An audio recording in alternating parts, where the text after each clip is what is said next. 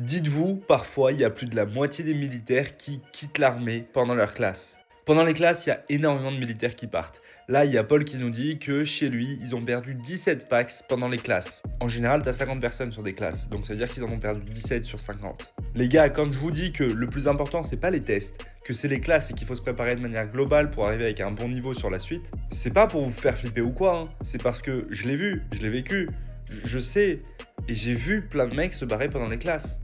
Les classes à l'armée, c'est pas fait pour faire du tri, c'est pas fait pour faire la sélection. C'est vraiment les tests qui sont faits pour ça. Le truc, c'est que les tests, c'est juste 3 tests sportifs. On ne teste pas réellement ton niveau physique, ton niveau mental. Et surtout, les tests aujourd'hui, ils sont à un niveau qui est assez bof. Donc, si tu vas arriver dans l'armée avec un niveau minimum et te barrer pendant les classes, bah prépare-toi un mois à l'avance. Et prépare-toi sans faire les choses sérieusement. Maintenant, si t'as pas envie de finir comme ça et si t'as envie de t'engager réellement, d'être fier de toi, d'être fier de ce que tu fais et pas de rentrer la bite entre tes jambes chez toi en te disant putain j'ai arrêté l'armée comme ça au bout de 2 semaines, bah dans ce cas-là, faut te préparer et faut te préparer au moins 6 mois en avance. Si tu veux bien te préparer, tu m'envoies un message et si t'as des questions, tu les poses en commentaire. Force!